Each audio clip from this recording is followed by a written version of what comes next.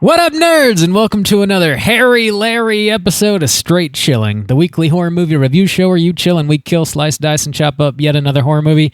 My name's Bob. I'll be your host for the evening. This is episode 492, recorded on Monday, September 2nd, 2024. Tonight, we're talking about another Patreon pick. This was chosen by your boy Nate S. The movie is We Are Still Here from 2015. Before we get into it, let me introduce everyone else on the show. First up, calling in from Washington, D.C., we got your boy, Randeezy. What's up? Randy!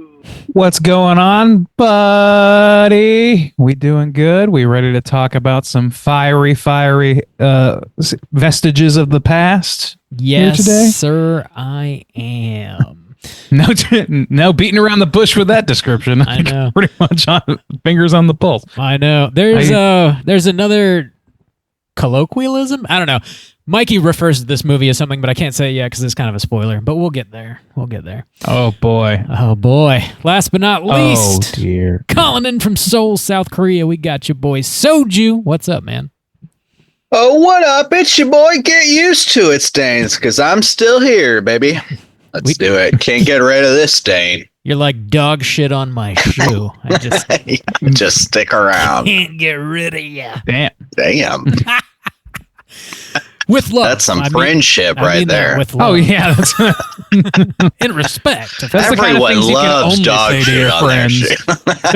Especially Scatman Bob. That's like a real treat for him. Oh, yeah. Oh, yeah. That's the stuff. Oh, yeah. It's the best one I don't know. God has smiled upon me. I love and respect dog shit. Don't forget it. Oh, yeah. Great. Fantastic. Yeah, big thanks to Nate for picking this week's flick. But before we get into the review, let's tackle some housekeeping. We got a few things to get through here. So it's a brand new month. Summer's over. It's officially September. Some would call it spooky season. If you don't, then get out. Get out. I had to pull some like heavy duty weight in order to get an agreement to begin putting up Halloween decorations in this Really? home. So, someone put up a fight over it's September. I know that was their argument too, weirdly. The same argument. Like I was like, it's September. Come on, they're not new. Yeah, I know. What are they thinking? I don't know. We tried. What? Anyway, things are progressing. I'll say that. Good for you, Randy. Mm-hmm. Good for you. Well, that does mean our September poll has closed. And there was a bit of an upset, actually, boys. Oh, really? Mm-hmm. Yeah. Popcorn won. Was it behind? It was behind the whole month, yeah. Oh, really? Close, but behind, yeah. Oh. The Final Girls was in first place. Was there a push That's on right. Slack or something? I don't think so. Not that I didn't see one. I didn't It's see just one an either. organic, actual turnabout. From behind. Wow. Was it close? Very, yeah. So Popcorn, Yeah. Popcorn with 47% won it. Final Girls with 41% was in second place. Matinee with 12%. That's bullshit luck. Bullshit luck. All right, an upset. Well, there you go. We're watching Popcorn. I'm Well, upset. I'm happy about that turn I of events. am furious. I was really invested in that poll. Yeah. This is the one that I'd never actually, I did not prepare this graphic in advance. There's no graphics issues. And I actually was excited to watch this movie a little more. So it's great. Oh, there it's you go. Great, It was, great pull, people. It was the one that you chose, right, Randy? Popcorn? I believe so. I can't remember what the third one was at this point. So yeah. Well, Matinee was mine, and that nobody gave Matinee. a fuck. That's right. Yeah. I can't believe somebody. I literally picked Final Girls off of a list I saw.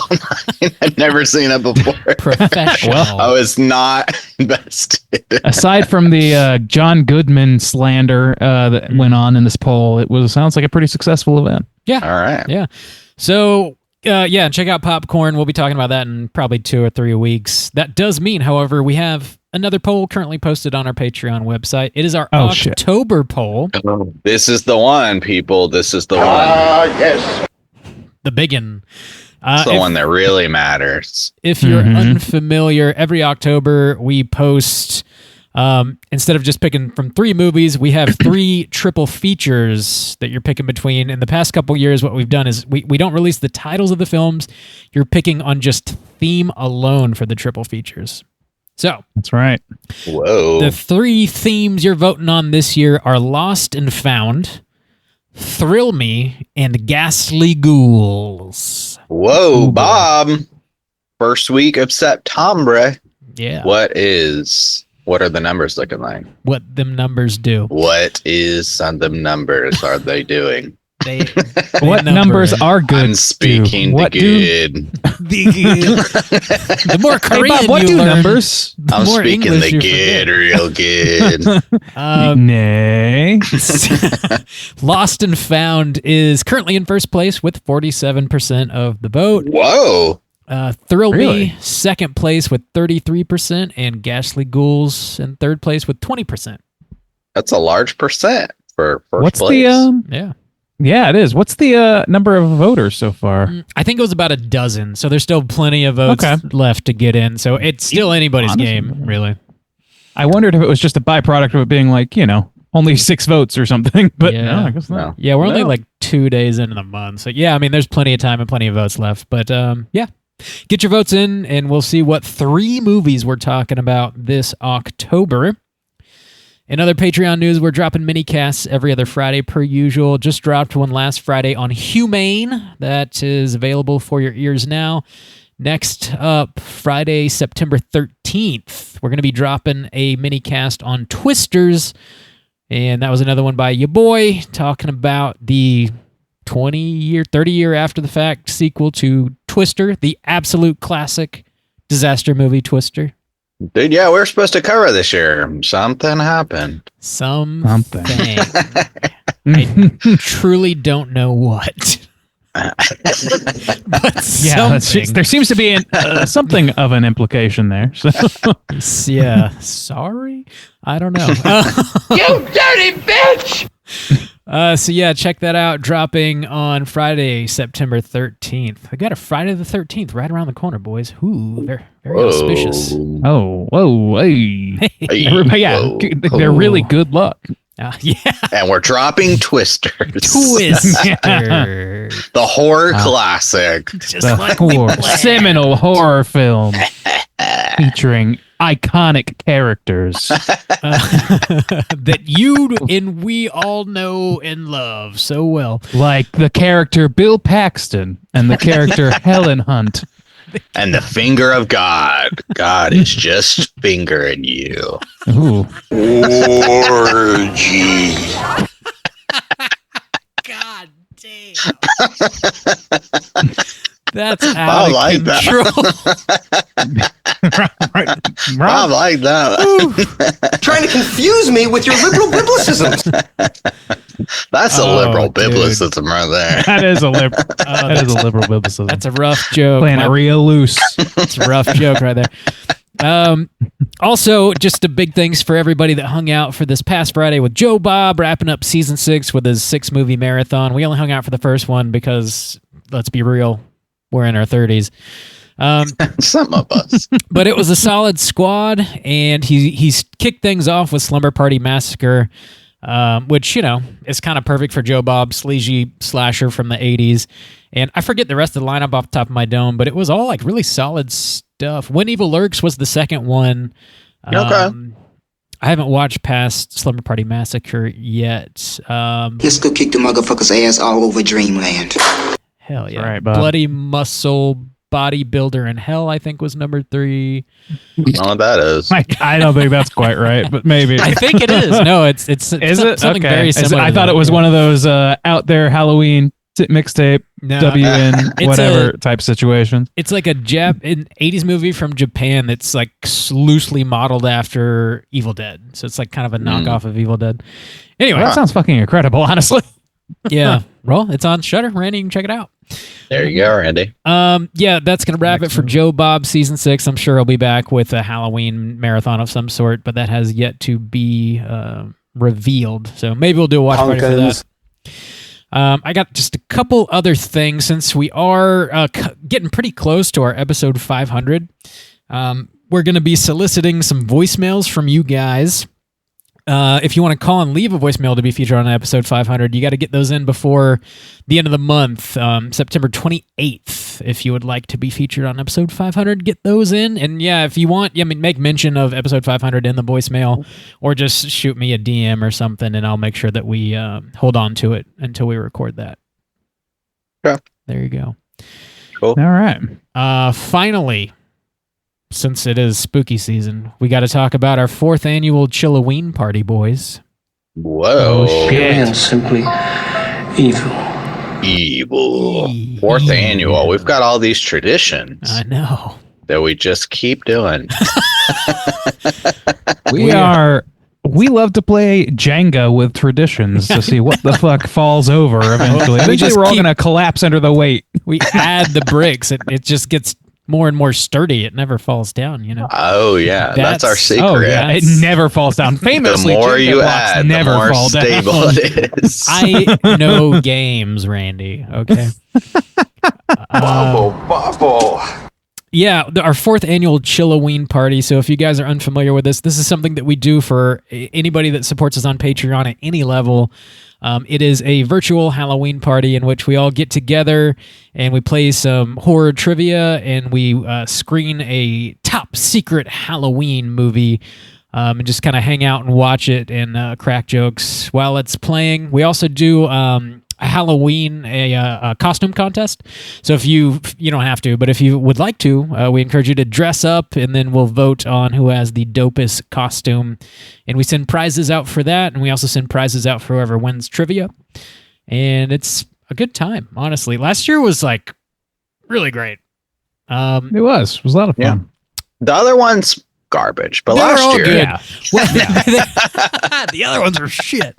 Last year was a lot of fun though. We did we watched Halloween 3 last year, Night of the Demons before that, and Halloween 2018 Halloween 18 before that. Yeah. Yeah. The Bon Me edition. The Bon Me, Oh, yeah. So mark your calendars. That's going to be happening Friday, October 18th at 9 p.m. Eastern. And like I said, that's open for anybody that supports us on Patreon at any level. Join Hell us. yeah. Yeah. It was a marriage to the beast. Boys, that's finally all I got. You have anything you would like to plug? I do. Oof. Speaking of plug, Plug me up. It is Plug It Up. I was featured on the latest episode of Plug It Up, where me and Caitlin were talking about the horror classic Queen of the Damned, featuring your boy Jonathan Davis on the vocals. Johnny D on the vocal. Your boy Johnny D. to me? Your boy Randy, big corn guy. I know.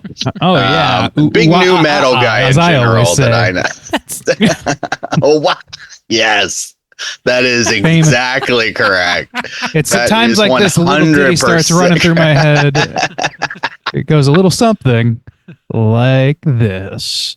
Wah, Yeah. That is definitely corn. Your Take me favorite to the band. Matthews Bridge. That is also definitely corn.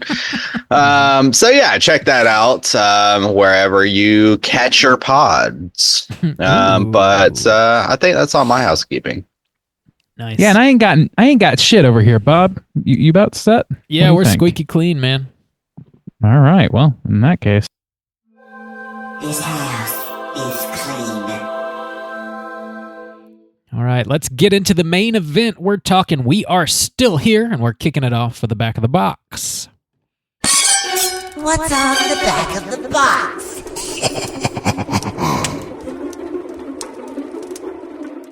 Bob, I saw you had this box. Yeah, I got this on Blu-ray 10 years ago when it came out. Long time. This is put out by Dark Sky Films.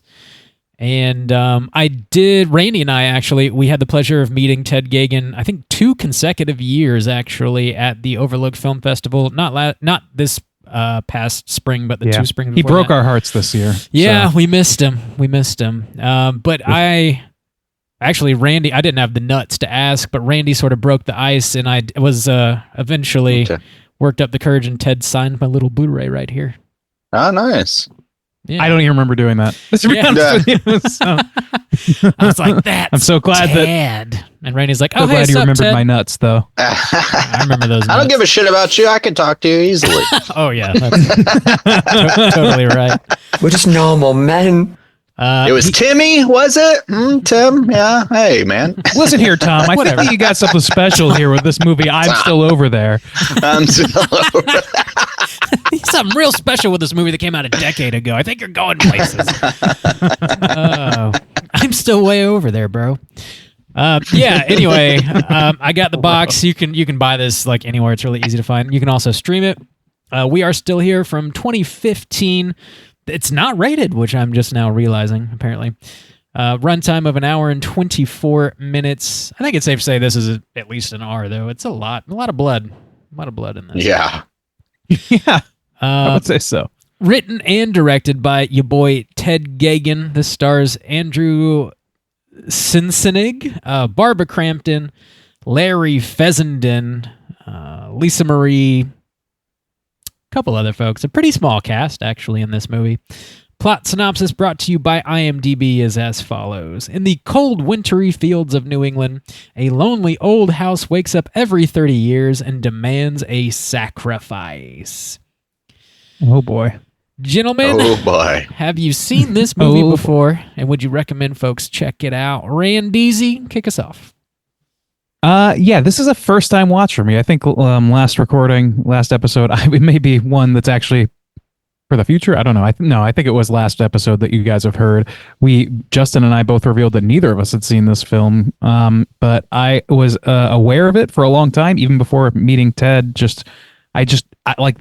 This movie was kind of inescapably on streaming, on like so many streaming platforms for a while. It seemed like I just kept seeing this cover and never made the leap. So I was excited to check it out, especially after having met Ted and also, more importantly, having seen Brooklyn 45, which was one of my favorite movies of last year. I was really excited to see this. I would lightly recommend this movie. I think we're gonna have a lot to say about it probably, but I don't think that it lived up to the hype that I had built up from having so much love for Brooklyn 45. That set aside, though, I think that horror fans are going to find this to be a pretty nice, basic campfire tale with some fun effects and shit like that. That's my overall read on it. Right on. Juice, what about you? Yeah, I would give general recommend. It's funny because since spooky season broke, one of the things I did was going back and listening to our Simpsons episodes where we covered Treehouse. And the very first one is a segment called Bad Dream House. And this was kind of making me think of it because I feel like we have a lot of haunting movies these days, but I feel like the general vibe of having the focus beyond the house, the haunted house with the lore. I feel like there's like with an Insidious, like it's more focused on the ghost that we can have a look and you can build a franchise out of it or so. I feel like that's kind of the vibe these days, or an Annabelle where it's an item, or I don't know, the haunting is more like, I don't know, marketable, I guess, instead of just a house.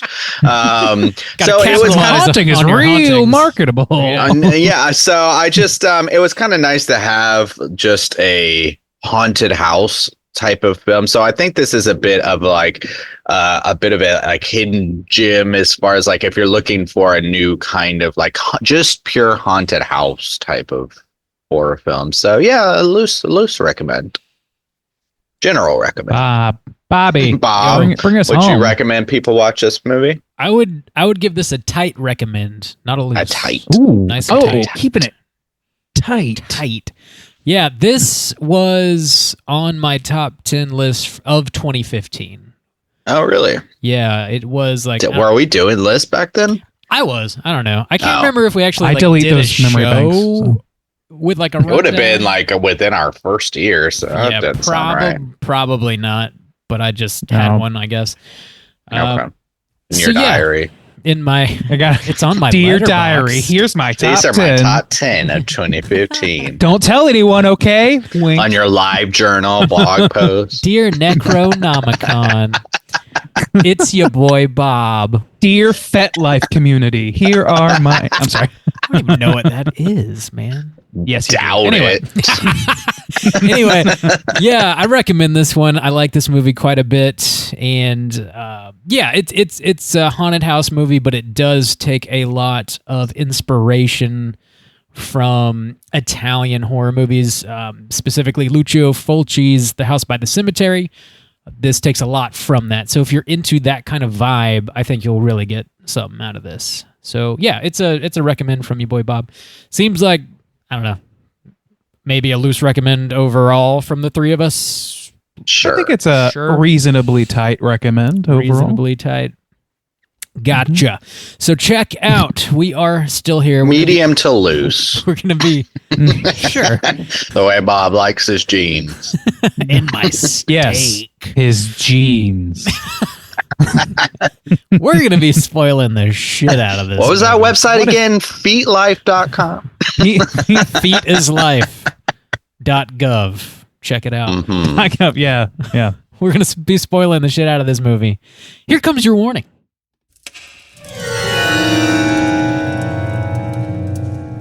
Spoiler warning.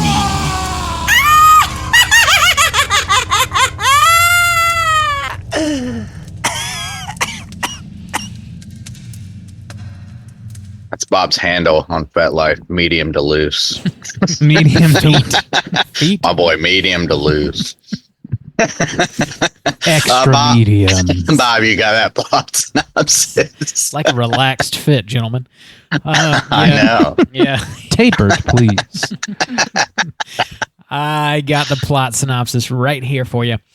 In 1979, Anne and Paul Sacchetti move into an old house in rural New England following the death of their son Bobby in a car accident. Shortly after their arrival, Anne claims to feel the presence of her son in the house.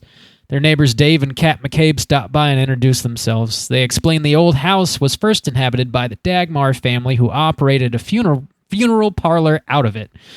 The town ran them off once they discovered Old Man Dagmar was selling bodies to a nearby university for research and just burying empty caskets.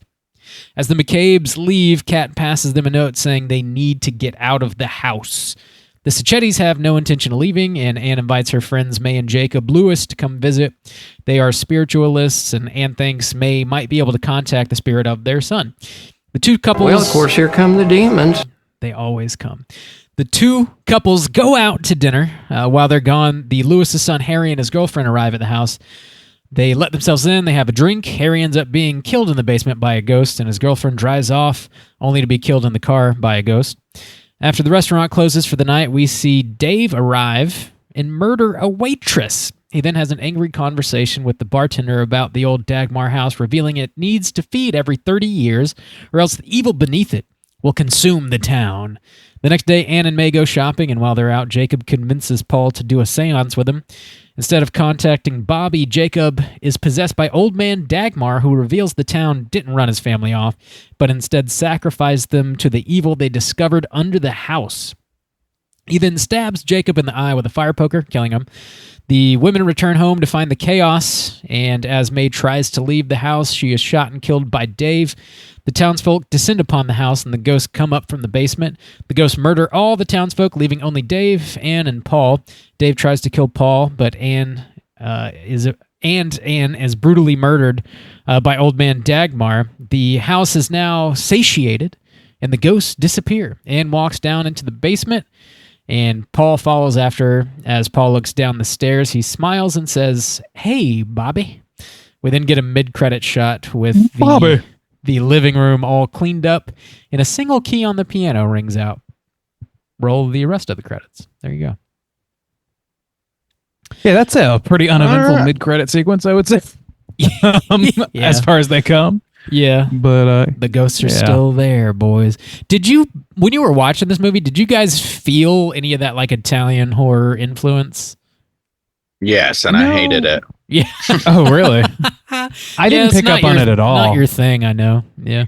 No, it's not really. I would say, I don't know, just like I think if I had to guess, like kind of the things, I guess the things that bothered me the most about this film, not to just like jump right into the negatives, but Bob posed the question, so I'll bring it up. Was like a lot of like the stiff kind of acting that that feels like purposeful sometimes. Sometimes I feel like there's just some not some great acting or lines delivered in this, but sometimes I feel like it's constructed in a way to kind of reflect that type of influence, but also like some of the logic too. I don't know, Italian films, and I don't think I've seen the one that Bob was referencing because I don't think we've covered it, but I don't know. They play fast and loose with like logic sometime, and like things just kind of happen, and so I felt like I could feel that kind of in this movie, like leaps in logic or things that like didn't really kind of like match up very well, and then just kind of some stiff acting with some of the stuff that bothered me, and I could kind of feel some of the influence. You know, I saw maybe a little bit of stiff acting, but I honestly was pretty impressed overall with the acting like that was going on. Like I think that Barbara's performance, for one thing, was like pretty good in her overall oeuvre. I think that she was really bringing something to it. Like she was kind of broken in half for the most of this movie. Whoa, right. I really enjoyed the husband character. Like I don't know, something about the aesthetics of the time period really made it work for me. Like I think that like there's something about it that seems like maybe chintzy in an authentic way, maybe because I'm used to experiencing the 70s and the 60s or what. This is the 70s, right? Yes, 70s, yeah. It is 70s, right? You're so used like to 70s, experiencing the 70s? No, I'm used. No, I cut myself off midway. I'm used to experiencing that through movies, and so okay. like, and not always very good movies where people are like acting totally or like realistically. But I also wasn't necessarily looking for hyper realism on that. It just, I don't know. I felt like the anguish of the two lead characters, the other actors like the Fessendens and other folks that were coming in, they were coming in a little hot and a little bit of like loosey goosey with their acting a little bit more, I would say. I think it was not to its detriment necessarily. I still enjoyed that, but I think that the two main like the Sachettis or whatever, I like them a lot. I thought that those performances were pretty good, but I do agree that like some of the plot points and things like that and some of the motivations they're giving them seemed to like turn on a dime sometimes, or otherwise just sort of like gradually and kind of off screen move to another spot. You know what I mean? The positioning of where these characters are coming from seems to shift a little bit. And I don't know how to, I don't know. We can get into that more in a minute. I do want to mention briefly that this is the movie that sort of brought Barbara Crampton back to horror, which I think we owe a bit of gratitude for just that alone, I think, to this movie. But I do think she does a great job here. And I think this is like kind of a meatier role for Larry Fessenden too, similar to in Brooklyn 45. He usually is more of a bit character, at least in like more modern movies anyway. I think he does a really good job here. When he gets possessed specifically, I thought it was like creepy, like genuinely creepy. The way he's like slowly, you can see like his speech patterns sort of like trail off and his words start getting like really dark. I thought all that was done really well. There are some moments I think that are a bit stiff, but I think as soon as the neighbors come over and they do the whole like, this house has a history kind of monologue, I was like, now I know exactly what kind of movie I'm in, and like that like the bits of like stiffness and maybe cheesiness, I was like, oh, that's like kind of built into a story like this, I think. And they're going for a vibe, a very specific vibe, and I think they mostly nailed it. Yeah. Yeah, it's like to me it hit as like a campfire tale sort of thing. I didn't really think about the Europeanness of it, but like I felt it more the way that I felt like Dead and Buried. We reviewed that earlier this year, and like it had that sort of like kind of rubbing up against chintziness, but still like playing it straight and doing. I think that movie had like a little bit more going for it in terms of like set pieces and things like that, and like a little bit more meat to the bone of what was going on like under the surface. I think this, that's where I kind of feel like this one let me down a little bit, just a little bit, because like Brooklyn 45 had so much going on under the hood, and I was just kind of hoping for more of that. So I think that like Geoghan definitely like he improved by leaps and bounds between these two movies, in my opinion. But that said, like I still like there's still a lot of like I got a lot of feeling of like this is the same feeling I would get from like literally telling campfire tales or watching Are You Afraid of the Dark or something like that, where it's just like it's a certain mode. It's almost like music video mode where it's like some of the rough edges don't tend to matter as much because it's about like the feeling in the moment. And for the most part, those feelings were pretty well directed, pretty simple and easy to pull me along. But, you know, some of the connective tissue was a little rough, like we talked about, but I really enjoyed it. I think that it put me in a very accepting mode of what this movie was and what it's not, which is it's not really, to my mind anyway, it doesn't feel like a big thinky thing. Like it doesn't feel like a huge conceit. It really is like some morning people walk into this bad situation where this town is sacrificing people regularly and with abandon and very viciously until finally the ghosts there, that they actually take pity on the people that are living there because of their anguish, because they have had their daughter like murdered or taken from them as well. Like that's the thick of it for me as far as emotional stuff goes. The rest of it is just like spooky happenings, and I enjoyed that stuff. So yeah, I'm actually going to agree with Bob on here. What a surprise. Where I thought, so the best acting to me came from Larry, and then I want to spin that into another positive as well. But also, too, before I do that, so Larry and the guy who played Dave, who like delivers the kind of story when they come in, it's one of my favorite scenes. Actually, I think two of my favorite scenes are when they first deliver the story about, you know, and they're drinking scotch together in the living room. And then when Larry's character gets possessed. I think those are my two favorite. And I agree with the idea of the campfire tale. And that's why I was really digging that scene. And then again, what Larry was doing and some of the choices that were made. So spinning off into another positive, I preferred definitely the choices that were more subtle and played out into the vibe.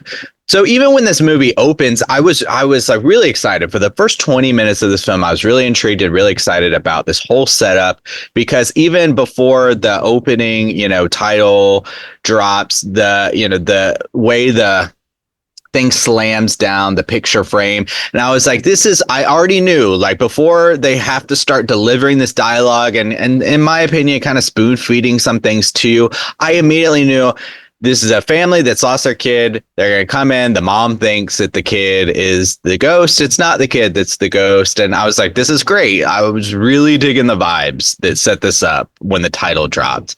And then even Larry doing that thing where, you know, he starts delivering these weird lines, but they're mixed in with normal lines. And the guy had, you know, like to strip the flesh off their bones. And the guy opens his eyes. He's like, well, and he delivers some regular lines. And then he's like, and it's rotting. I was like, this is great. This is the kind of stuff that needs to be featured more, because one of the biggest kind of negatives for me too was these creatures don't look particularly good, and they're right up in your face a lot. They're just there, the burnt creatures from the basement or whatever. And I didn't like that. I like these more subtle moments that built a vibe instead of these kind of, in my opinion, kind of some cheap jump scares, like when it toward the beginning where it shows the reflection of one of those creatures in the picture frame, and it does a stinger, and then when it's just running at the electrician and like grabbing people, I didn't like the way that those looked. But then when he starts exploding people into blood at the end, when they get sucked under a table and the blood spurts out, you're not seeing it, but it's all very implied. And then like these other moments where Larry's just dropping these weird lines and stuff, that to me was the really good stuff of like working with what you got, working with the smaller budget, being very clever with it. The monsters in this didn't look good to me, and I didn't like how they were like all up in your face all the time. I thought that was a mistake. I like them. Go ahead, Bob. Honestly, really? Yeah, I kind of like them too. Yeah, I don't think they look bad really at all. I think maybe a little overexposed. I could hear that argument. Yeah, but There's like maybe a few moments where it looks a little janky, or you can see like the CG smoothing over or whatever. But I think for ghosts, like what I alluded to at the beginning, like Mikey from Let's Get Physical Media, he calls this movie the killer ass ghost movie because these ghosts are just fucking ripping people apart, and you don't really see that happen in like haunted house movies usually. But that is like kind of a thing in like these Lucio Fulci movies. Usually they're more zombies, but like these are intended to be ghosts because they like just vanish and but they are ripping people apart. And I thought that was an interesting choice to make because it's not something that we get a lot of. Yeah. And mostly I think the effects are good. Like there's like some gruesome, like, get the girl getting punched through the chest in the car. The eyes getting gouged out from the boyfriend, the explosion under the table, the dude that gets like pulled down into like the burning staircase. Dude, that was cool. I like that. Cool I really the entire town getting like ripped apart was like a really great chaotic scene. Like, it really I really love was. that. But like I think like shooting the girl getting killed in the car, that was one of the best. Because that's the moment where you realize, oh, these things aren't necessarily tied to the house. Yeah. They can travel short distances at least. And I was like, okay, well, we're in a whole new world here. This is not like, a Hill House situation where they stop. There's very clear borders that they cannot cross or anything like that, or at least not that we ever see. And so that kind of opens up some possibilities. So yeah, I like that they're so violent as well. Yeah, I don't know. I think that it's also like it becomes kind of cathartic to see them do what they ultimately do once we kind of find out what their motivation is. I would say that my argument against one of my bigger complaints, I think, is that car scene and really everything to do with the roommate and his girlfriend, the whatever. I don't think it's necessary. I think it kind of like narratively, it's not necessary. They are red shirts, and like those kills, at least her kill is very, very good. I think. Like, why would they be there? Really, why? They were. That was some of the worst acting to me to her when they were talking in the car. I was like, oh no, this is not so good. That was the roughest. that was the stiffest for me too. But like, I think the thing about it is like, not only that is it like just kind of shoved in there a little bit, but it also kind of undermines the position of the what's the name, the Dagmar family or whatever, because in the end it seems like, at least my read of it, was that they showed mercy on this grieving parental couple who were also targeted by the town. But Larry Fessenden and Lisa Marie, they lose they have their kid taken from them by the same group that is now showing. Like, I don't know, it seems counter to what we're supposed to know about these ghosts. We're supposed to think, oh, they're evil, they're ripping people apart for no reason, but it's because they're filled with rage because their whole family was annihilated by this town and by this curse, and it's a chip on their shoulder towards everybody basically. But when they see families, they have a soft spot or whatever it may be. But I guess that's not narratively true, because this house needs a family after all. And it just, I don't know. I guess it makes it harder for me to buy that these ghosts are suddenly sympathetic towards the residents of the house. Yeah. Yeah. It's a weird shift. Also, too, the logic of, maybe I'm just not getting it, but the logic of the townspeople, like, first of all, why did that dude just blast the waitress? Because she was, a lot of questions about that. Because she was new, and I guess when she opened the door and saw his face, he didn't want anybody to know that he was like coming in late to have this fucked up conversation. It's a little loose, but I guess she was new to the town and she wasn't in on the fucked upness. But also too, okay, they said this happened back in like the 1869 or something when the Dagmar house was 69. Yeah, something like that. Yeah. The people who are keeping this going are not the original people. So there's a lore to this house, and I did like that, because I did like the idea of the town haunted house that everybody acknowledges. And when they walk into the bar and everybody's quiet, I love that aspect of it. But if that's the case, and they have to drop the line of, oh, it happens every 30 years, which was chintzy to me. I didn't really care for that part of the lore, but so 30 years, okay, everybody that's running into this house has at least experienced it then. And the house has the vengeance against the town, but it can travel outside the town because or it could travel outside the house because it gets in the car.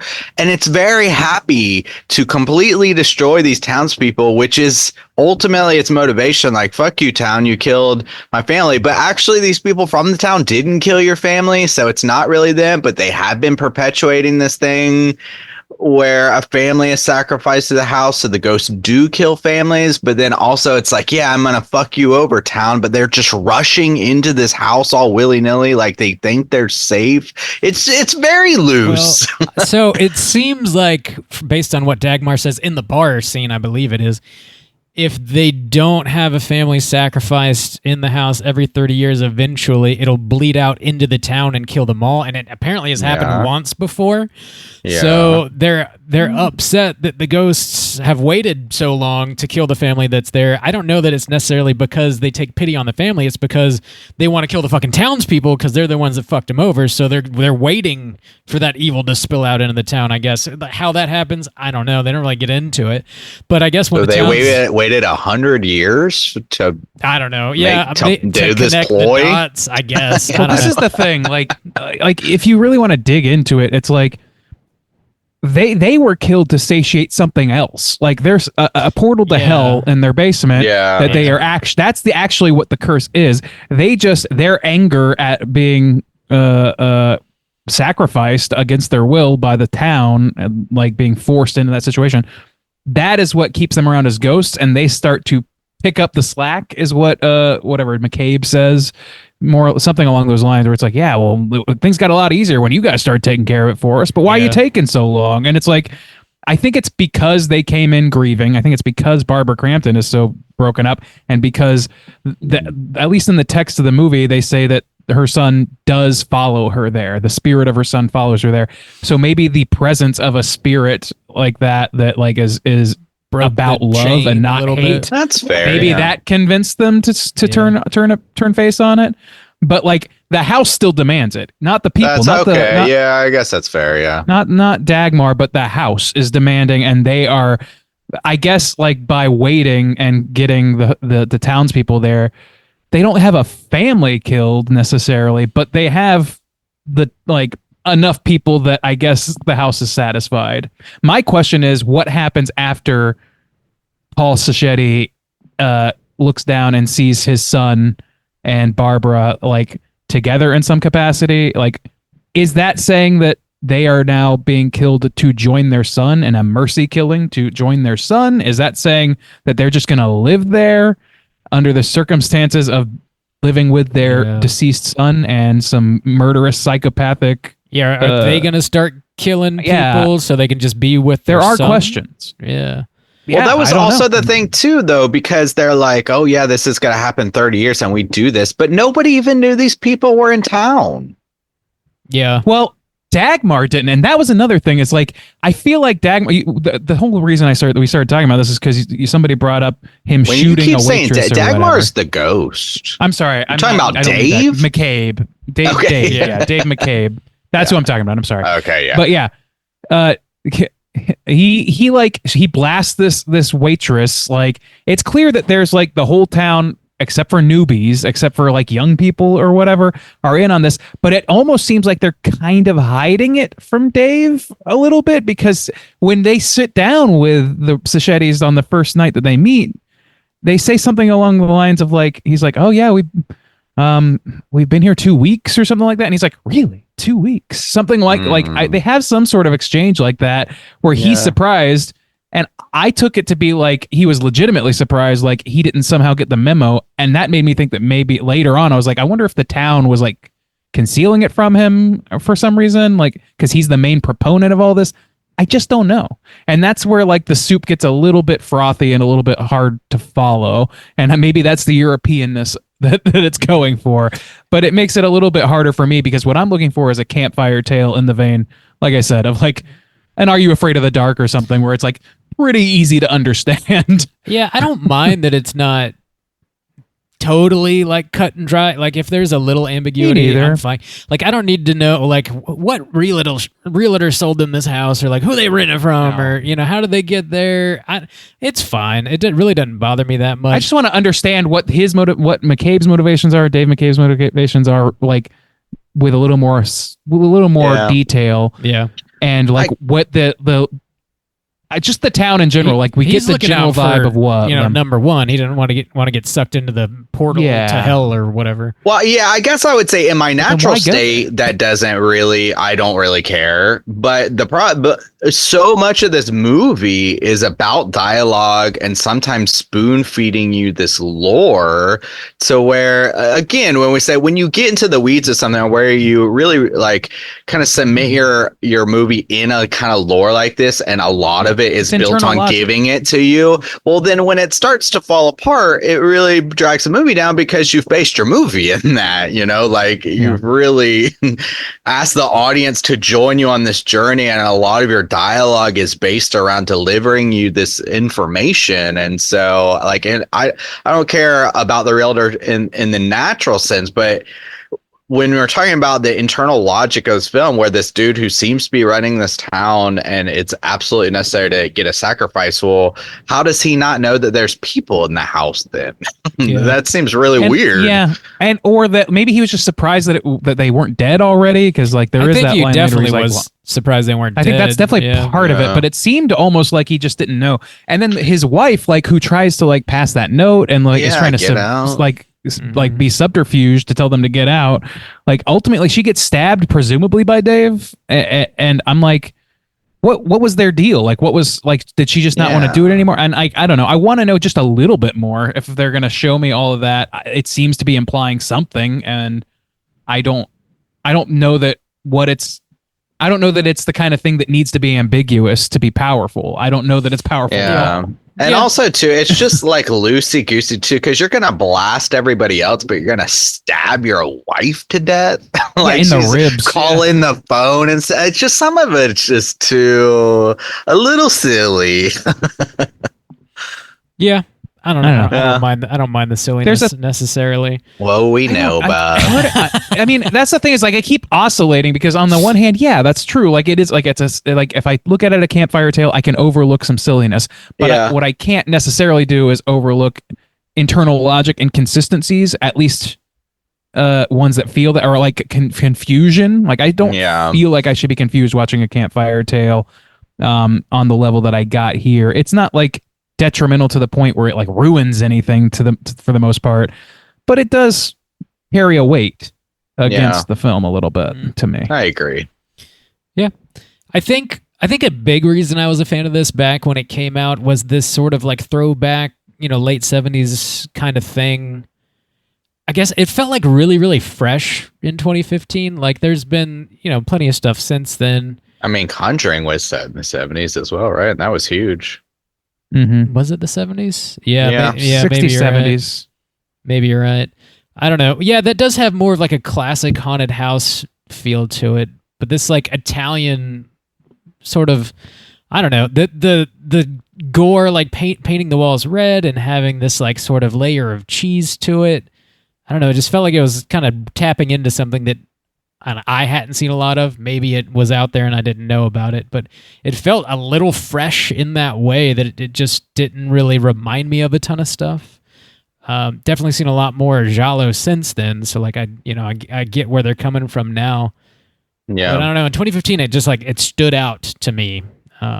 What's interesting is I kind of got this impression that like, I feel like, and this is just completely speculative on my part, but I feel like Haunting of Hill House like borrowed a lot of the moves of the earlier part of this film, like the things in the background, like, and that's not something that's totally unique to this movie, but it's like a few years removed. I feel like this sort of like brings some of that thinking out to the fore, and this movie did well enough in the horror community. I think that it might have had some sort of influence on that. And like, that's one of the most praised things about that show, like is the like concealing of things and like how it all operates or whatever. I don't know. I I don't know. I'm just kind of like speculating that maybe there's some sort of like inspirational crossover there. Maybe. At first, I was like, man, did this movie rip off Hill House? I was like, no, it's like 3 years prior, so no, it couldn't have. I'm sure they're all pulling from, similar influences. Yeah, and again, that's not exclusive to this film or anything. Like Insidious, the first one did that to some degree. Like, I just think that it's like kind of done on the sort of like quick and confusing and like really like snappy level that I don't know, that really made it stand out in a way that it doesn't stand out in some of those movies. So those other movies keep it really, really, really, really subtle, and it's subtle enough in this but like when you see something moving back there, it's like your eyes jolt right to it. You know what I mean? You can tell like that was a figure that just ran for sure. Like it's not just like a face standing still behind a grandfather clock. Do you know what I mean? Yeah. And both have their merits. I'm just saying, like, I don't know. I feel like the noticeability of that in this movie works to its benefit, but also made that sort of approach maybe a little bit more noticeable as well, generally speaking, in filmmaking in the horror space. I don't know. That's just complete speculation on my part. I might be talking out of my ass, but Ace Ventura style, just talking right out of your ass. Oh, directly out of the crack. Yeah. I dig some of the camera work in this, especially at the beginning before we see the ghost, like the first 20 or 30 minutes, whatever it is. There's a lot of like steady cam where it's not totally steady. You can like see that it's moving a little bit, almost like you got this like ghosty POV, like a POV of their son's ghost, perhaps, where he's like, looking through the slats on the stairs or just like following them around corners. And it's got this like floaty kind of feeling to it. I really liked that. Once we get introduced to the ghost, I feel like that sort of falls away a little bit. Perhaps because the presence of their son is just subdued by all these like evil fucking ghosts that come to. But I dig that the like down in the basement, it's like hotter than hell, and there's allegedly a portal to hell behind the wall that we don't get a chance to see. We see like blood exploding over the wall and shit. All that stuff just really works. The fact that the ghosts are like super hot to the touch and they can burn you just by touching you.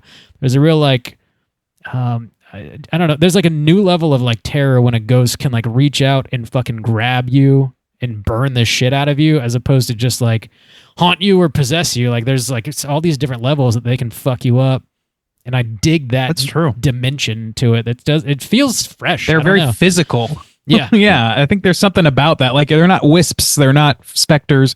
They are fucking physical things that are going to burn your asshole off if they get the chance. Not my asshole. I need that. Very asshole-centered, Randy. I mentioned FetLife already, didn't I? Okay.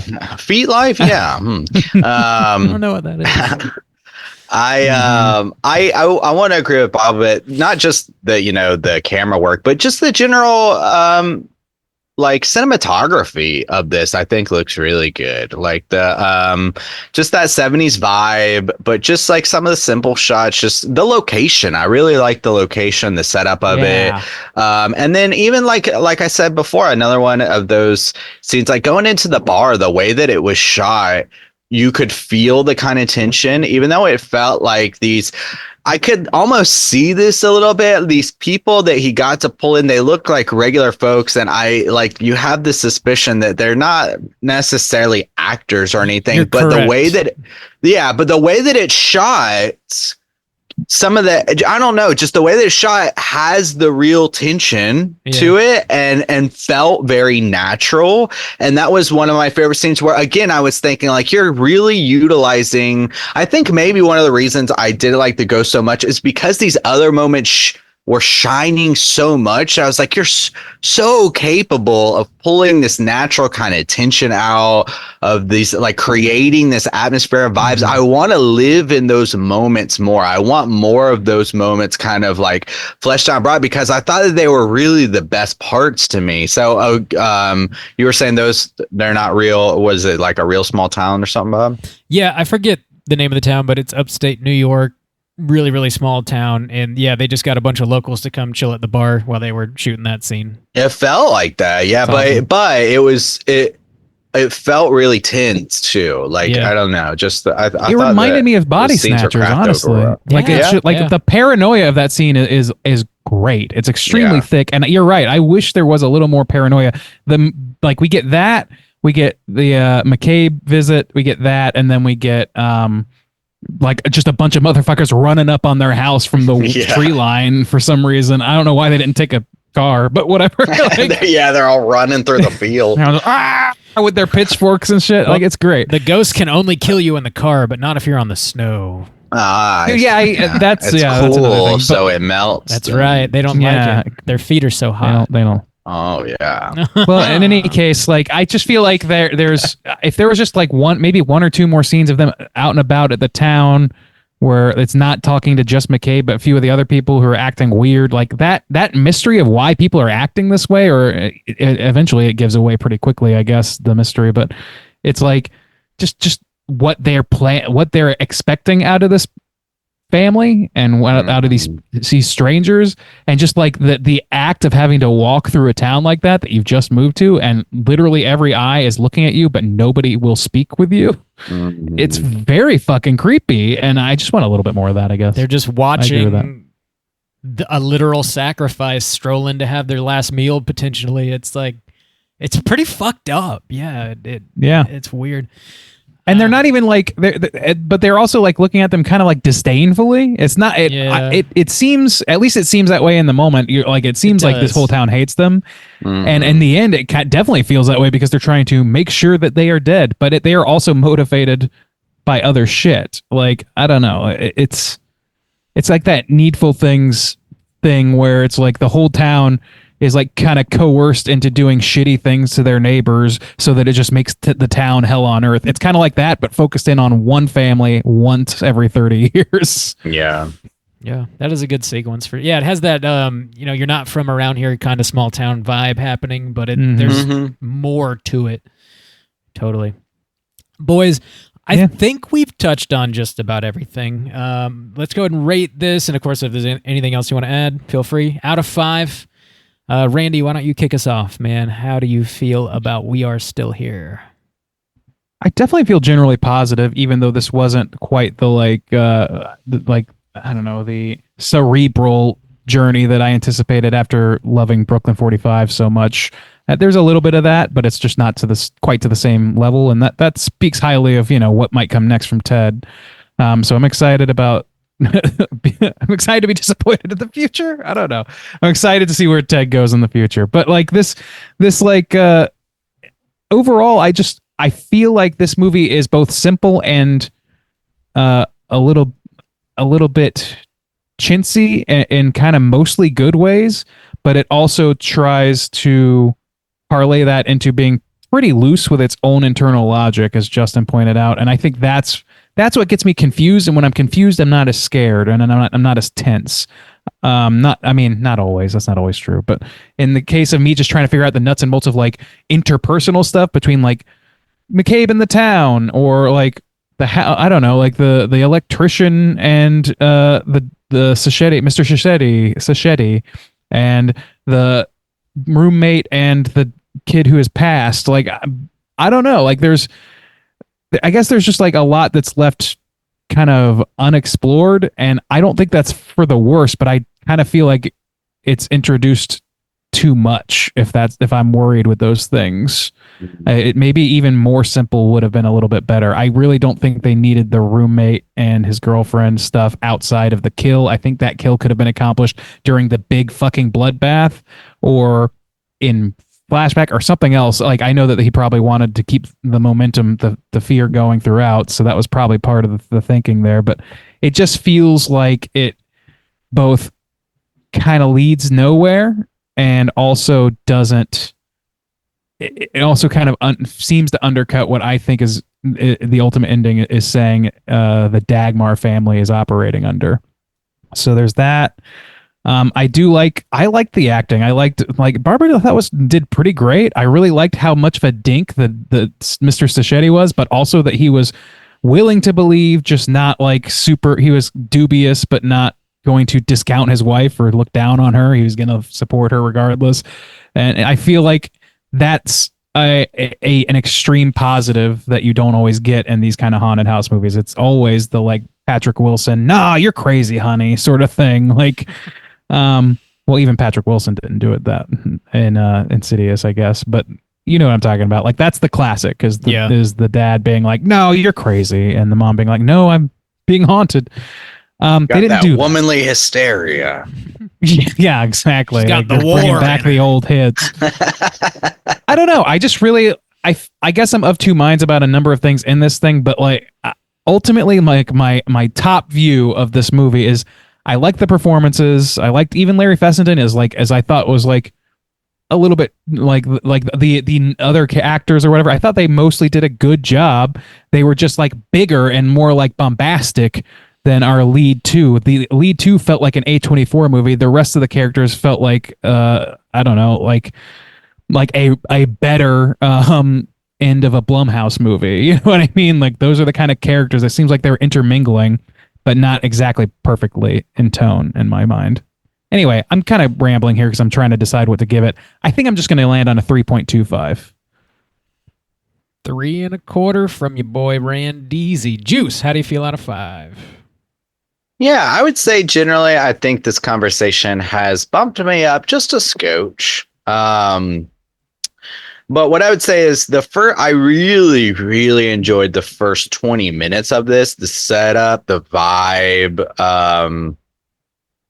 Like I said, one of my favorite scenes is when he comes in and he explains about the history of the house and stuff. That was just really fun. That campfire tale, that local legend, like I said, the local haunted house that's on that kind of abandoned street or whatever. That's just, it was fun. And they set it up really well. I like the setting. I like the cinematography from the start. As far as the acting goes, I'm kind of 50-50 with it. I thought some of the acting was really good or at least fun. I disagree with Randy, and I think it's partially by design. So one of the, like, I think that the reason I don't like the acting is because it's stylized in a certain kind of way, which makes me strange to think like Randy thinks it's like an A24 film, because there's times where it feels almost like a 70s sitcom where the mom is like, you do this and I'll keep pouring. It feels like there should be this little like laugh track in the background or something. It feels very cheesy on purpose, but it was just pulling me out of the vibe. So,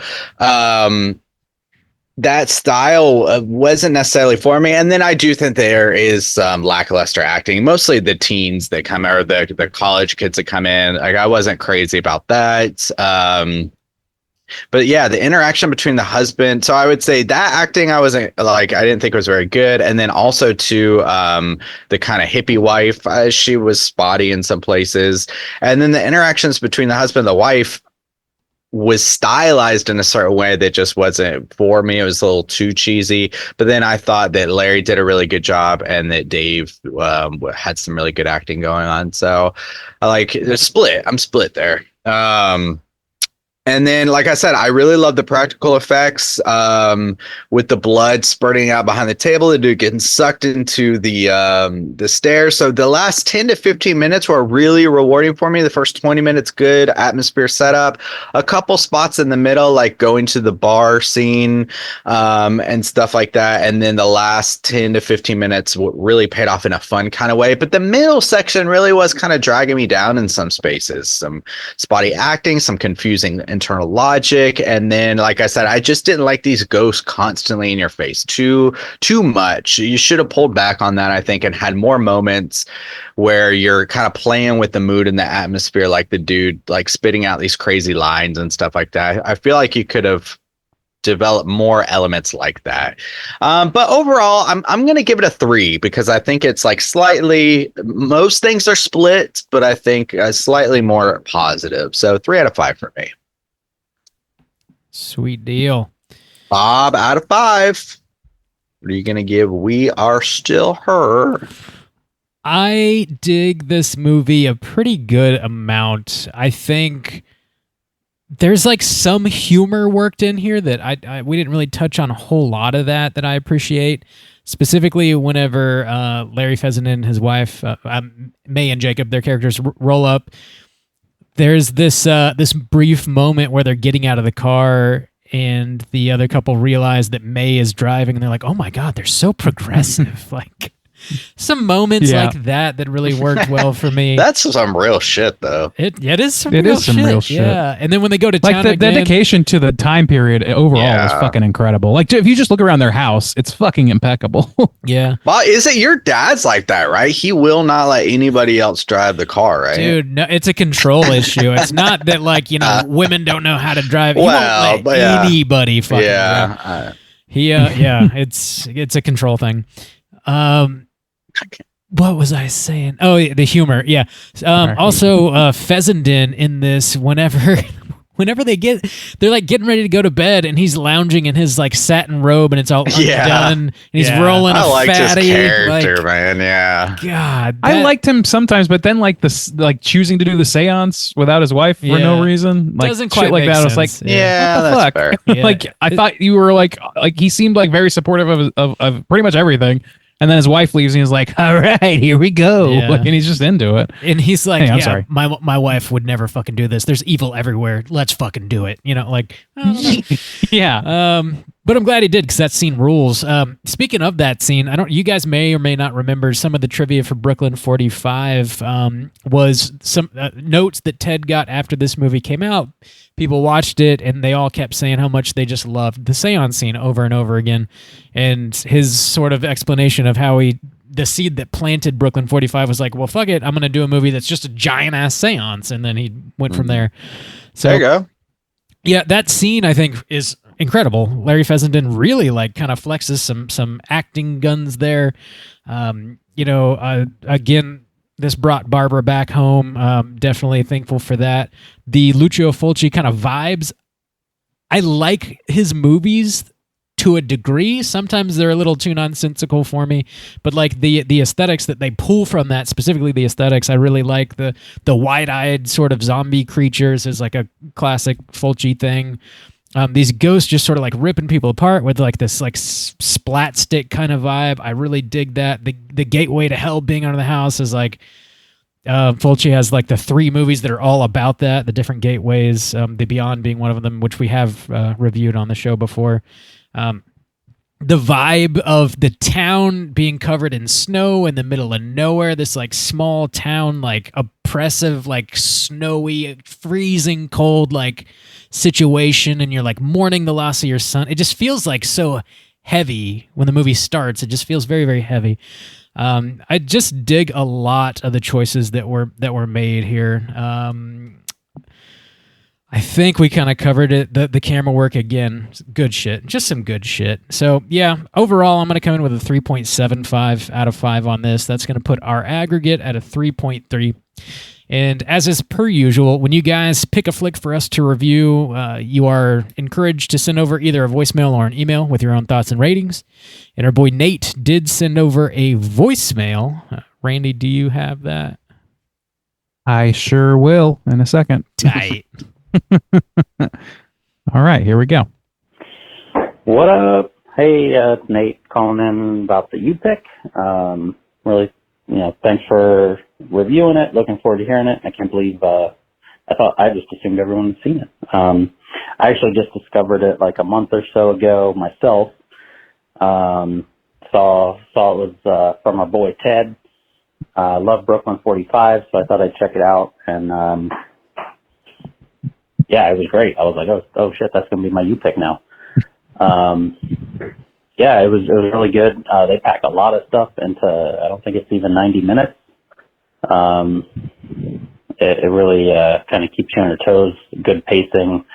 Starts off, you think it's like a haunted, ghost kid story, and then it's a haunted house story, and then it's like a cult story. Cult or town cult, something going on there, maybe a portal to hell. And it's like a possession story, and then a home invasion, still town cult type of thing, and then boom, Ghost House Revenge. It was fun. I enjoyed watching it. The gore is pretty rad. It's got a pretty good story. Performances and casting are great. Yeah, I had a lot of fun with it. Hope you guys enjoyed it. Looking forward to hearing your thoughts. And hail yeet Skeeter. All right. I was like, which one is he going to All say? right. Which one? Oh, my God. I was listening to an old episode, and we used to do Hell Yeet Mesquite, which was pretty funny. That's a throwback. Ah, yes. Oh my God. You've grown so much. Oh, really mature. Have we? Yeah. We're like wine. White Zinfandel. Idiotic wine. Idiotic wine. This wine gets better with age. This idiocy. Yeah, I think that like Nate actually makes a pretty good point that this movie does kind of like roll together quite a few aspects that could on their own maybe stand up as like the centerpiece of a horror movie, and it somehow does that without overly bogging it down or bloating the runtime. That is pretty admirable. Tight runtime, I'll say. Appreciate that. Yeah, not loose. I'm not medium to loose like Bob. That's not my preference. I like a nice tight runtime. I need a relaxed runtime, 100 minutes or more. Does anyone want to switch seats? Yeah, I something when I was watching this movie, it just maybe because it's this time of the year, I was like, man, this feels like a good tone setter for like getting into spooky season proper. Well, that's where you're wrong, Bob, because you see, this is a winter film, Not a which damn- comes after spooky season. I don't know. And my actually, there's a seasons. fur tree in this movie, so it's a Christmas movie. Oh, it's a Christmas movie. You heard it here, folks. Well, Yeah, there's there a you fir go. tree somewhere on that tree line. I guarantee it. Probably. And therefore, Christmas movie. A Douglas, a Fraser, maybe both. They're there. Probably both. Probably both. Yeah, this is it. This is a good pick, man. Thanks for choosing this one, Nate. I haven't seen it in years, and I just, similar to Nate, totally thought you guys had seen it like several times. I was wrong. So No, You're it's been on very the wrong. stack for a long time. nice. I was happy. I'm grateful when a movie that I've been like just neglecting because of time or whatever gets picked, because it just means like, okay, I can finally check this off my to-do list. I've checked this movie out. I've experienced it, and it was worth my time. Great. Check. Yeah. Likewise, this is one of my thousands of blues that has sat unwatched on my shelf for years. That's crazy. I know. It is. You could have bought a snowmobile with all that money. I could have. Yeah, I could have been blazing the trails this whole time. Oh man, The What a snowy waste. trails of soul. Just no Justin in sight. Just soju. There is no Justin, only soju. I'm fully Korean now. Okay. Oh, by the way, come on, Ted. You can't be dropping the Orientals line. Come on, guys. Oh, You dude, gotta I be forgot a little about better that. than that. Selling it to the Orientals for chop suey. It's like, chop okay, suey. okay, Oh, all I right think now, that's okay. perfect Of the 1970s time. bigotry. For the character, you know, like, yeah, it Yeah. makes sense. But Yeah. 1970s old white man bigotry up in the frigid north. I mean, if they didn't have a little of that, that wouldn't be realistic enough. Yeah. Just because it's in the movie doesn't mean it's condoned, Right. But yeah, thanks for picking this flick there, Nate. Let's go and jump into our Rotten Tomatoes segment, see what the critics and users have to say. Certified fresh to death. All right, ladies and gentlemen, this is the Rotten Tomatoes segment in which I'm going to have these two gentlemen guess within the best of their abilities what the aggregate positive score is for We Are Still Here on RottenTomatoes.com. I think we're going to start today with Soju. Soju, there are 44 reviews to count here, so not a whole heaping ton. 44 reviews. What percentage of those reviews would you wager are positive for We Are Still Here? I think that it will. Oh man, this is tough. Such a small amount suggests that, like, I don't know what this feels like a festival kind of movie where you're gonna get some festival reviews, and I think they'll probably be a little kinder. But it's hard to kind of gauge. I don't know. I think our score will generally be kind of close, maybe. So I'll say 69. I took the 69 dudes. Oh my God, all 69 dudes! Because we average 66, so you got to give it a little extra bump there. Save some dudes for the rest of us, man. I know, for No. real. I won't save them.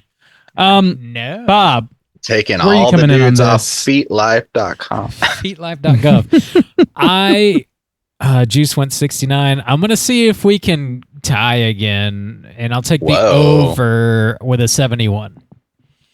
71. Trying to relive history. I think that's a once in a lifetime thing, You're Bob. probably right, dude. Yeah, you're definitely right. That is definitely not going to work out this time. You know, that lightning's already in a bottle. Let's just keep That was it there. crazy. I'm glad we got it, though. Yeah, refer to our last episode where statistically lose our minds. unlikely shit happened. Yeah. Anyway, so yeah, you guys are 24 percentage points off from the Damn. correct answer, which is 95% Damn. certified fresh. That Must is- have had a good festival run. That is up there. Those nerds are out there licking boots. Damn. On feetlife.gov. Mhm. see, you guys know. I don't. You know. I should have said this. I definitely know. And I forgot to mention this. Nate hit me on the side with a text. He forgot to say in his voicemail, he gives this a 4 out of 5 stars, by the way. Oh, okay. There you go. Oh, okay, good. I have a daddy kink. Whoa, Bob, I know. Okay, take it to Buffet Life. Okay. Don't forget. There are 2,500 plus critic reviews on the poopometer, the popcornometer, whatever you call it now. There are 2,500 plus ratings, and we're going to go in reverse order with Bob starting us off. Out of those 2,500 plus, what percentage are positive? Well, I think it's going to be lower than the critics because damn, dude, that's nuts. I'll take the boys 86 project, please. 86 comma project. Okay, that's in there. Juice, what about you? Coming in over? Coming in under? No, I'm going to take the under, and I'll say 75. 75%. Okay. I'm going to have to do a little brain math here. Give me a second. Okay.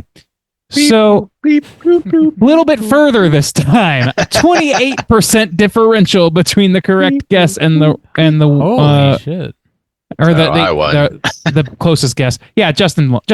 This is a 47% on the popcorn. Whoa, big swings, like two extremes on both Like ends half- there. I know. Like, Yeah. These things need to Wow. be not even averaged, better than averaged, I would say. Like, but damn, I was shocked by those scores. Well, you know what that means? It means we just got a hell skeeting yeet, boys. Yes, that's what a boy likes. We like That's what a that. boy likes. That's what we like. That's what a boy like. So last week, you guys were all consistently 1 point away on every guess. This week, Not 24, 28 point differences. Yeah, you know, killing we it. get a wide array here. yeah. Ooh, that's wild. Yeah. Here's the critics' consensus. Smart, powerfully acted, and devilishly clever. We Are Still Here offers some novel twists on familiar territory and heralds the arrival of a major talent in writer-director Ted Geoghan. Yeah, I mean, I don't know. To me, it didn't feel like it went into like completely unknown territory. It just seemed like it was playing Not within the really. genre that it's Yeah. living in.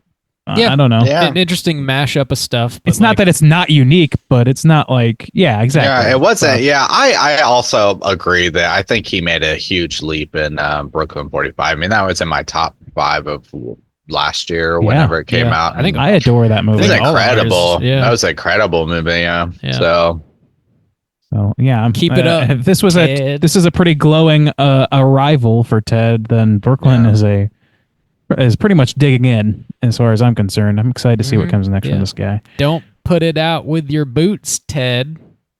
Keep Yes. going. Okay. what? Very very strange Billy Madison reference in the middle of all this. Thank you Okay. for getting that. Well, I mean, I've known you too long to not You get have. that. You're right. Yeah. That's more or less the end for Rotten Tomatoes. I will read. There are only 2 negative reviews, so I'm going to read one of them. We Are Still Here is more or less a 90-minute tribute to the superior haunted house features that came before. Great poster, though. That's very dismissive I and didn't glib. even see the poster. Oh, it is pretty cool. it's- It's the box. I don't know if you can see Oh. that very Poster. well. Oh, yeah. Spooky Okay. ghosts. I mean, There are only 2 blurbs that are negative. I'll read the other one just because.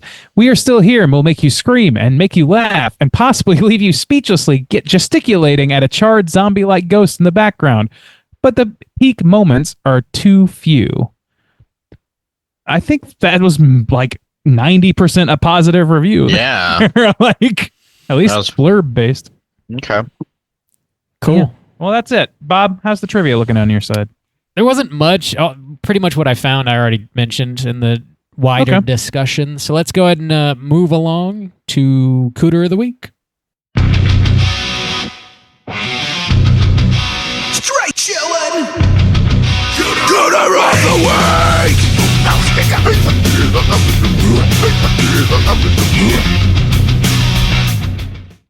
Juice, what is a Cooter and why do we hunt them? Oh, Cooter's a character type and a straight chillin' exclusive. Cooter has to hit 3 of these 5 points to be considered a Cooter. But we want the Cooter with the most points. The 5 points of Cooterdom are sexual deviance, manipulation, smug arrogance, overall look and attire, and overall patheticness. Boys, do we have any Cooters this week? I think we have one pretty boy, Dave. obvious candidate. Dave! Hey, Dave! Manipulation. Yeah. Like he's a kind of smooth running. talker, though. Oh, yeah. He's got that silver He's got tongue. that small town preacher man kind of swag to him. He's got That's a vibe. true. Yeah. He's definitely. He's got a Tub Christianity. He's got a touch of the racism in him, you know. Just got a little touch of racism. That's all. So manipulation for sure. Smug arrogance. Yeah. Probably. I think so. I think that you have to be pretty fucking arrogant to think that your bullshit that you're running, your cult that you're running, demands that you just blast a woman for opening the door for you. Like I and think stab your wife, apparently. Stab your wife in the goddamn ribs. I want to know what transpired between them. Like I just want to know a little more there. Like anyway, but she probably wanted to drive. Pathetic. He showed her. He probably said, like, we probably shouldn't be in Vietnam. Stabbed instantly. Damn. That sounds like commie talk to me. Doesn't it? Yeah, so no sexual deviancy, right? None of that's going on. Not that I'm aware of. Yeah. Patheticness. How does he die? What's his? I know he dies. His head taken from behind. Explodes. Yeah. That's right. Yeah. He gets Incredible Hulked by a fiery demon man. Yeah. It's great, by the way. I don't know. Like, is that pathetic? It's pathetic that. Well, I think so because he went in there to. He's like, "Why are you taking so long? You gotta need to kill somebody." And he's like, "Oops! I didn't think they'd kill me. I didn't think that the leopards eating my face party would come after me." Yeah, he is kind of like demanding of the ghost. Yeah, it's of like the killer he thinks he's in charge here. Yeah, he's like, like these ghosts that are angry with the whole town for murdering his whole family. Yeah, and that's the whole reason they exist now. Anyway, he's like, why don't you get to work? He had some talisman or some kind of book that he held over them or something. I don't know, but he doesn't. Bible. It wouldn't be that good book. Some kind of book. Just saying. Usually there's some way to control these things if you're going to be so demeaning. Trying to confuse me with your liberal biblicisms. I am. I don't know if he hits enough though. What would patheticness maybe, so that would be 3, I guess. I think he's hitting 3. Skirting I don't know. by. The only other candidates I can think of would maybe be, like, I don't think so, but like Larry Fessenden's character, maybe because he's got at least for the time like the hippie looking attire, which at the time that robe. I think it looks pretty. Yeah, I think he's living right. Yeah, I don't have a problem. I know with it, what I think you in the think, context. Bob. I know how you want to live. That's pretty much you. Rock flag eagle. I get it. That's pretty honestly. badass, man. I think it's pretty badass. It is. He's got his woman driving for him. He's laying around in his robe, gut out. Did you guys recognize? Did you guys recognize that May, the actress who played May, her name's Lisa Marie, and she was in several Tim Burton films, including Mars Attacks as the Martian girl. Who I think she was into the White married or House. is still married to Tim Burton.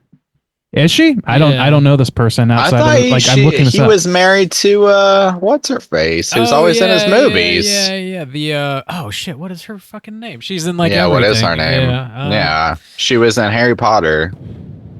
Ow. Maggie With Smith. the crazy hair. She's got the Yeah. crazy hair. Yeah. Oh my god, what is her name? She's like so famous. Oh my Hagrid. god. He's married to She was Bellatrix Lestrange. Yeah. Oh yeah. How do I know that name? So he was Jesus married. Christ! This is a sad excuse for a fucking film review show. So Helena Bonham Carter is what I'm trying to think. So he was married to Okay. Lisa Yes. Marie from 93 to 2001, then Helena Bonham Carter from 2001 to 2014, and now he's married to Monica Bellucci. So he's had 3 wives. Oh, Damn, that well, dude's. that explains why she's in Beetlejuice. Yeah. Yeah. Dude's having a good time. He's having a time. He is doing things. He exists. I think we can all agree the man is Exi- working. He's breathing. All right. Anyway, this is not the tangent we need to be on. Anyway, I'm we sorry. got the Cooter of the week. Let's just call it the man. We Let's got call it. him. What's his name, Randy? The man. His name's the man. He's the man. We His name's got Dave. Dave McCabe. Bob. If you weren't so keyed into FetLife right now, you'd know that. I keep scrolling Feet's lives. Okay, let's talk about what we've been watching the past 2 months or whatever. Hey gang, what you been watching? Randy, run them down. What you been watching? Honestly, I haven't been adding very much recently. Just been too much going on. So a lot of the stuff I'm going to mention, there's only 5 things here, are things that I haven't watched recently anymore, but I watched a few weeks ago, so we haven't talked about it yet. So here they are. I've been watching some later seasons of King of the Hill, which I've always not necessarily intentionally, but never really gotten around to. Because every time I see a later one, I'm like, this feels off somehow to me. It does, yeah. And yeah, season 11 and 12 era is not great. There's a few bangers in there, I would say, a handful that I've seen, but it's not its best success rate by any stretch. There was a time where every episode's like, oh, this is the greatest episode. Oh no, this is the greatest episode. And there's nothing close to that going on in latter King of the Hill. It does give me a little bit of pause for the upcoming reboot, but hopefully some of that marination time did it good. And I do trust Mike Judge, generally speaking. He's a very, very funny dude. I also rewatched Smile, which I liked more this time around. I think I like that movie a little bit more every time I watch it, which has been 3 times now, so not that often. But I don't know. I had a good time with it. I think that the biggest thing that movie suffers from, looking back at it now, is just that it was playing in extremely well-worn territory, or territory that had been touched on extensively and by better films not long before this movie came out. It seemed like it was kind of aping things like Babadook and things like that, like trauma horror. It was playing with those same things, but it just felt like we were kind of lousy with that at the time, and that dragged me on it a little bit. But I enjoyed it this time around a little bit more. I watched the movie Humane, which I think it sounded like everybody else was a little more down on than I was, at least from Rob, when you dropped your mini episode on it. People were you and they were a little bit down on it. Yeah, kind of mixed. Yeah. I enjoyed that movie, man. I don't know. I thought that the core conceit was definitely the best part, but that's kind of the truth with a lot of conceptual horror stuff or conceptual genre stuff. I don't know. I think that some of the performances are better. Some of those performances were fucking great, though. Anytime you can cast Jay Baruchel in a role like that, you're going to get a great performance out of him, because he is perfect at playing a sniveling little weasel. I loved it. I loved that part of it, and I loved the actor who played Bob, the person Bob. Bob was the best I don't want part. to spoil what his role is, but at first I was a little bit I don't know, man. They might be trying too hard with this guy, but the more they built him up, the more I was like, actually, like they kind of made him pretty well rounded as a character. Anyway, I enjoyed that movie. Those were some of the highlights for me. I think that it's not like high cinema necessarily, but it is pretty good. I had a great time with it. Milk and Cereal, the found footage short / feature, almost feature length found footage film that was released by some more YouTube dudes who normally do like comedy and shorts and things like that. I don't remember their names. I'm so sorry. But that was dropped into the Slack not that long ago, and I think it's been sort of like picking up steam. I haven't heard a bad thing about it from horror fans. Horror fans seem to be embracing this thing pretty widely, and I enjoyed it quite a bit. For those who don't know, the conceit is that it's a found footage film, but it's by people who are YouTubers. It's basically them playing like themselves, where they're like, we have to put out content, and their whole content mill is set around pranking each other. So the things like that explains why they're filming all this. That explains the links to which they're going to do all this stuff. But then there's some context that is added, like maybe midway through or whatever, that turns it into an entirely different kind of thing. Like it goes from being like pranks going too far and oh shit, something's going down, to something else entirely. And I honestly think that it is one of the better horror things I've seen this year. The surprise of it was part of that. And then last thing I'm going to bring up is, Are You Afraid of the Dark? I started trying to watch Rob and I have been talking about TV Halloween specials recently on the side a little bit. And without me, without you don't Please have time. don't include me. That was my explicit request, by the way. No, but wanted to watch some more Halloween-y stuff in the Are You Afraid of the Dark catalog, and Tale of the Twisted Claw was the one I started with. I might watch another one. That's another Halloween-y one later tonight, but that's basically like a retelling of the Monkey's Paw. But but very Canadian and Nickelodeon. Someone drowns but it in also poutine happens gravy. It also happens on Halloween though, and it's like got some good Halloween vibes in there. I don't know. Are You Afraid of the Dark, man? I have such a soft spot for that shit, and it did me right. I'll say that. I don't know how to put it in succinctly other than I had a great time. That's all I got on my list. Soju, how about you? Be more succinct, Randy.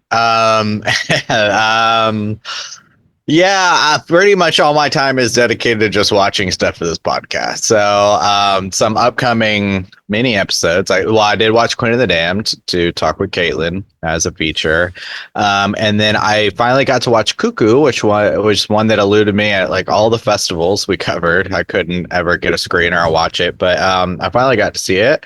And I did a mini cast on it. So it was very interesting. It's a very particular film, one of the more unique horror films of this year. And even in my mini cast, it was hard for me to like fully process it. It's been a couple weeks now since I've watched it, and it's weird. It's a weird one, very particular. Not like in a bad way, just in a weird way. Stay in your lane, movie. No, I mean that's fine, but I also watched that new Shyamalan hotness, Trap. I always think it's Trapped, like the terrible band. The sweet band. Yeah, that's sweet. Don't be so awesome, headstrong. My favorite band. But it's not. It's Trap. And that was okay. I did a mini cast on that one as well. I'm genuinely surprised that was not an outright hatefully negative statement about this movie. I mean, it's okay on a Shyamalan scale. Everything's graded on a Shyamalan scale. That's a pretty jagged curve too. Yeah, which is a deep bell curve. But yeah, it's I also he was in, because I'm still slowly, even though it's not even that many episodes, he was also I'm still going through the Bear season 3, and he's in that as well. He's that guy's ex-wife's new husband, Hartnett. He is. Oh yeah, that's right. He's that's right. He's Shyamalan. cousins. No. What? Sorry. They let a Philly guy in this Chicago show. What the fuck? No. So it's just good to see him. He's a good actor. Yeah. But yeah, so I watched that and also did a mini cast on that. So that will be coming out eventually. And then also too, I've just been going through and already started watching some of the Treehouse of Horrors. I'm going through that. I started to watch because one of the ones like they don't, I guess the one that came out last year, but they're just now like putting the new season out on Disney Plus or whatever. So I was like, oh yeah, let me see what they did for last year. And one of the segments was like a mix between that Hannibal show and like Mindhunters or something. But dude, it's just not as good anymore. It's like not even fun. There's not any jokes. It's just, you're just watching them just reference other shit. Yeah, you're just watching them do a version of a thing, and you're like, well, I mean, this exists. God, like, it's not even. It's not funny at all. Sucks. I didn't finish it, but I mean, luckily that's like 35 or something, so it's not like we'll be getting there anytime soon. But it's just like what are they doing? Who's like, this is not a comedy. It's just like a reference show. It's just like taking something that exists and putting it in yellow cartoon form. I don't know. So Who is it? Frankenstein? The Booger Man? See, but I was watching some of the classics. Yeah, I was watching some of the classics. So that's all I've been watching. Bob, what you been watching these past months? A few things. I watched a newer release called What You Wish For. I rented this on Amazon, and it's basically about this dude who's fallen on hard times. He's a chef, doesn't really have any money. His friend landed, who's also a fellow chef, landed this cooking gig for some wealthy people abroad, and he goes to visit them. And while he's visiting them, it's in, I forget what country now, somewhere in South America. His friend dies when he's there visiting him. And he assumes his identity and takes his cooking job because it's very well paid and he needs money. So he does this job, and it turns out there's like more like deep, dark bullshit associated with the job that he didn't know about, and now it's, he's in too deep, he can't leave or whatever. Now you fucked up! You have fucked up now! He has fucked up now. And it very much reminded me of The Menu, but not as thought-provoking really in any way. But it has similar kind of vibes to it.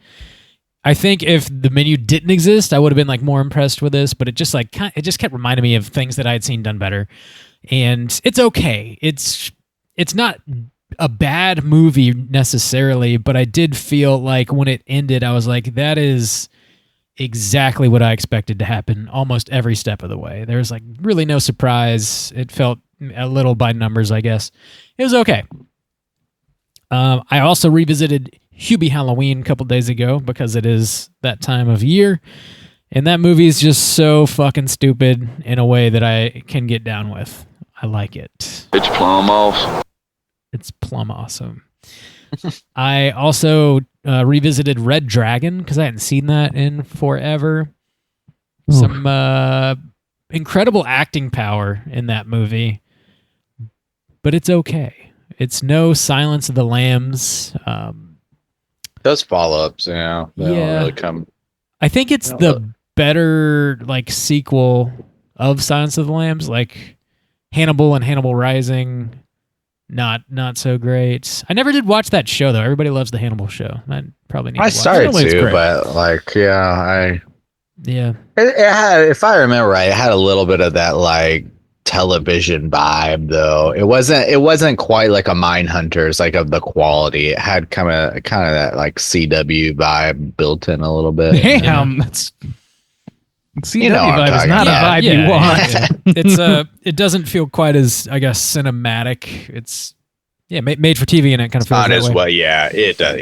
Yeah, it's okay though. It's not like a Dexter, It's like it's kind of it just got a vibe to it, I guess. Yeah, I do like Red Dragon though. Philip Seymour Hoffman gets murdered in a gnarly way in that movie. It's he does. Pretty good.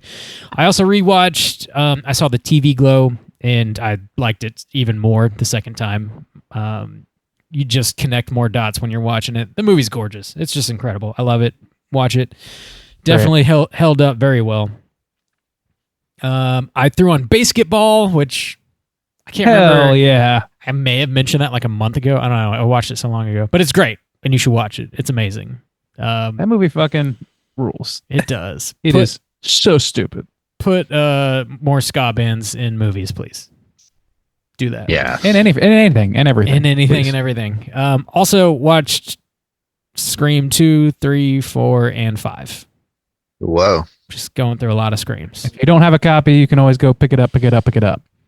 Precisely, Randy. Thank you. Thank you for the assist there. And those are a mixed bag. Some of them are great, some of them are terrible. There you go. Scream movies. And that's, I believe, all I've been watching for the past few weeks. So there you go there. We do not have any voicemails this week, but if you guys are listening and would like to call and leave a voicemail to be featured on next week's show or on episode 500, you can hit us up at 904-638-3231. Do you guys have any prompts you want to throw out for next week's show? Next week we're covering Beetlemang, right? Beetlemang Deuce. Yeah. Is there any movie that you feel actually deserves, or you have a good idea for a go backs and revisits them? Like, we've had a lot of shit lately, and I'm not super hopeful for Beetlemang coming up, but like, is there any property that you feel is kind of like buried in obscurity, or they've brought a lot of shit back at this point. I mean, because like Dark Crystal had a show that came back. I mean, like Ghostbusters had a movie this year. We did Alien Romulus. I mean, just like, what hasn't been touched that you think is kind of like buried in obscurity that could have some good continuation? Not a remake. Like carry on the legacy sequel. Sure, yeah. Oh, sure. Interesting. Okay, so that is a little different than what I thought you were asking. Not a remake, but like to go back and flesh the world out more, or go back and revisit some. Yeah. Couldn't be any more clear than that. Couldn't. Yeah. But yeah, I don't know. We just have a lot, and most of them feel like just soulless cash grabs. So do you have a good idea for something that the world should or could be richer, or like there's a lot more depth there, but like since it's not like this big property, nobody's touching it or something like that? I don't know.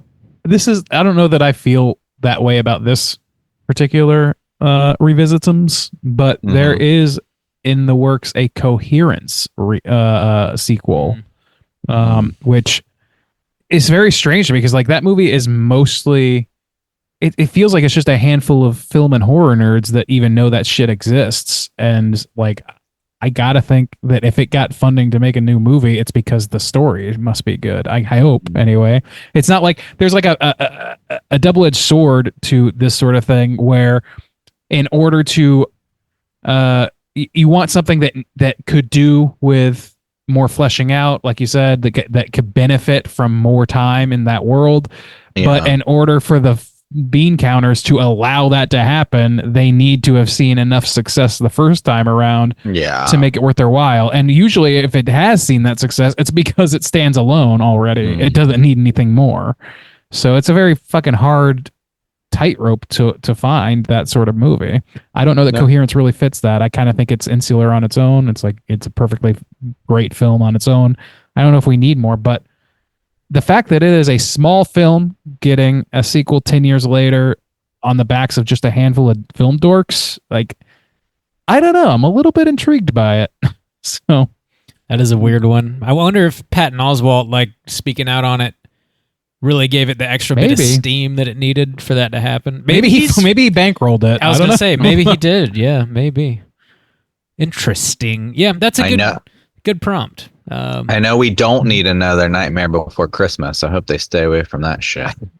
I think it's really time for us to go right back into the alien world and really see what this whole place is about. I need to figure out a little bit more, and I need to know who's a bitch that needs to get their hands off people. That's what I need to know. If they don't Oh, tell my me, Lord. I don't know. I mean, Is that a bitch or not? I want to see the Paul Reiser origin story. It's Please. a question and I thank you. often ask myself. Where's Ripley? I can't tell. Get I over don't here. know. Should I get my hands off this bitch? Yeah, that's a good prompt for next week. Colin, let us know if there is a movie you think deserves a legacy sequel. Hit us up at 904-638-3231. Or call and leave a voicemail to be featured on episode 500, and I'll hold on to that until we record that show. Talking about Beetlejuice next week. Coming out this Friday. Slam your eyeballs into it. Get ready for next week's show. We're on all the social media. Just search Straight Chilling Podcast and we will pop right up. If you want to join in our daily Slack channel conversations, hit us up on social media and say so. I'll send you a link so you can join in on the fun. We talk about the movie of the week, TV shows, video games. We trade recipes, show pictures of our pets, etc., etc. It's a wholesome good time. The usual. Feet Life's on there too. You can put all your feet pics. Not really though. That'd be weird.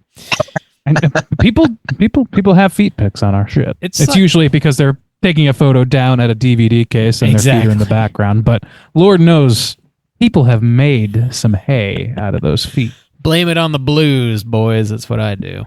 I always do. Always.